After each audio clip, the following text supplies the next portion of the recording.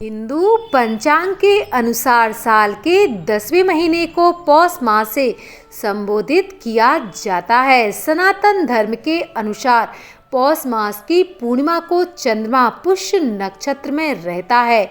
यही कारण है कि इस मास को पौष का मास अर्थात फूस का महीना कहा जाता है। 2024 के पौष मास का आरंभ पंचांग के अनुसार पौष माह की शुरुआत 16 दिसंबर से हो रही है। यह महीना 13 जनवरी 2025 को संपन्न हो जाएगा।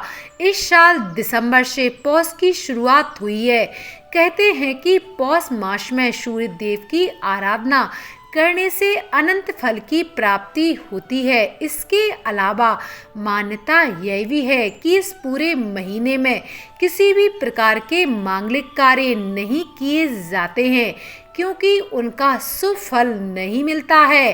कहते हैं कि लोग सांसारिक कार्यों की वजह धर्म कर्म में रुचि लें। इसी कारण इस और धनु मास को खर मास की संज्ञा ऋषि मुनियों ने दी है। यही कारण है कि अगर आप पौष मास में पूजा अर्चना करते हैं तो पूर्ण फल की प्राप्ति होती है और कहा जाता है कि यह महीना भगवान सूर्य देव और विष्णु भगवान की पूजा के लिए समर्पित होता है। ऐसे में अगर आप प्रभु को पूजते हैं, उनकी पूजा आराधना करते हैं तो आपके सारे बिगड़े हुए काम भी बनने लग जाते हैं। मार्गशीर्ष महीने के बाद पौष महीने की शुरुआत होती है।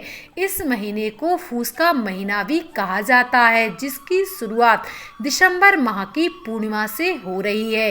ये पूरा माह ग्रहों के राजा सूर्य देव को समर्पित होता है, इसलिए इस पूरे महीने को सूर्य देव का महीना कहा जाता है और इस महीने में सूर्य देव का पूजन और अनुष्ठान किया जाता है। मान्यताओं के अनुसार इस माह में शुभ कार्यों को करने की मनाही होती है।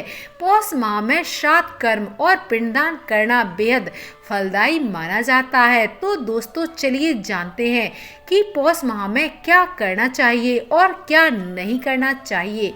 लेकिन उससे पहले यदि आपको हमारी वीडियो पसंद आए तो प्लीज़ वीडियो को एक लाइक ज़रूर करें और चैनल को सब्सक्राइब करें। कमेंट बॉक्स में जय माता लक्ष्मी ज़रूर लिखें। माता लक्ष्मी की कृपा आप सभी पर हमेशा बनी रहे। तो चलिए जानते हैं कि पौष के महीने में क्या करना चाहिए। नंबर 1, इस महीने में पूजा पाठ करना, दान धर्म करना बहुत ही ज़्यादा फलदायी माना जाता है। नंबर 2, इस महीने में रोजाना सुबह जल्दी उठकर सूर्य देव को तांबे के लोटे से जल अर्पित करना चाहिए।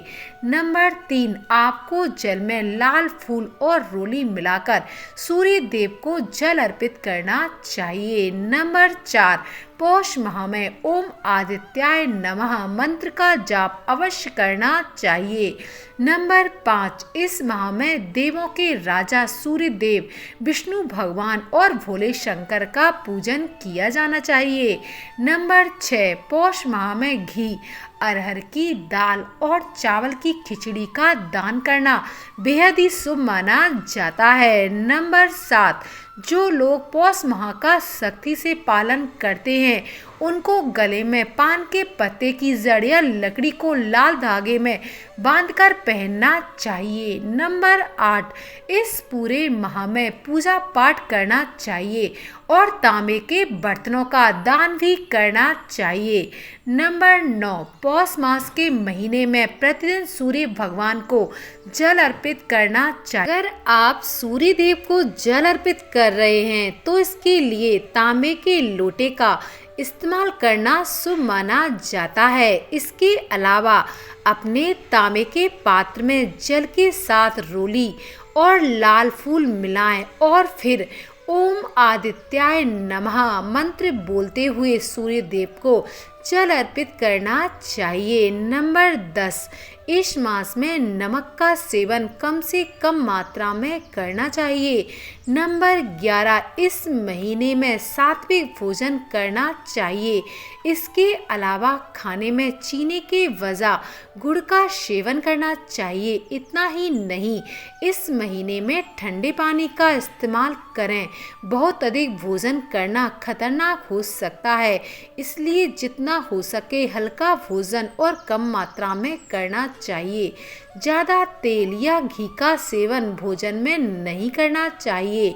नंबर 12, 9 प्रकार के अन्न का दान करना होता है लाभकारी। पौष के महीने में दान करने का विशेष महत्व होता है। इस महीने में ज़्यादा से ज़्यादा दान करना चाहिए। ऐसे में गर्म कपड़े, 9 प्रकार के अन्न का दान करना बहुत ही ज़्यादा अच्छा और शुभ माना जाता है। इसके अलावा इस पूरे महीने में लाल और पीले रंग के कपड़े पहनने से भाग्य में वृद्धि होती है। इसके साथ ही इस मास में घर में कपूर को जलाना चाहिए, क्योंकि घर में कपूर जलाने से घर में सकारात्मकता आती है और घर की नकारात्मकता दूर भाग जाती है। कपूर की सुगंध का प्रयोग स्वास्थ्य को खूब अच्छा रखता है। नंबर 13, इस माह को छोटा पितृपक्ष भी कहा जाता है, इसलिए इस महीने में आप पिंडदान, तर्पण आदि कार्य भी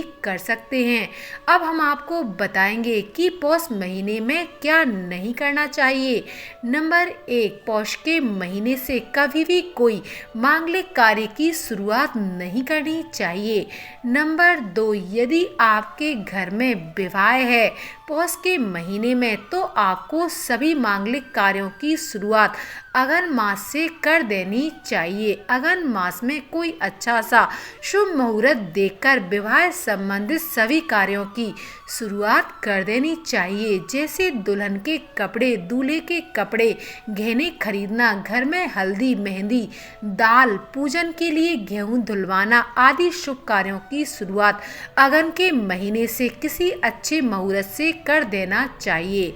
नंबर 3, पौष महीने में मांस मदिरा का सेवन नहीं करना चाहिए। नंबर 4, इस महीने में बैगन, मूली, मसूर की दाल, फूल गोभी, उड़द की दाल आदि का सेवन नहीं करना चाहिए। नंबर 5, इस महीने में चीनी का सेवन नहीं करना चाहिए। नंबर 6, इस महीने में नमक का सेवन भी वर्जित माना जाता है। नंबर 7, पौष माह में मांगलिक कार्य नहीं करना चाहिए। नंबर 8, इस महीने में तला हुआ भोजन और सूखे मेवे को नहीं खाना चाहिए। नंबर 9, इस महीने में बुरे वचनों, क्रोध और लोभ लालच से दूर रहना चाहिए। नंबर 10, पौष माह में ठंडे पानी का प्रयोग स्नान में गड़बड़ी और अत्यधिक खाना खतरनाक हो सकता है।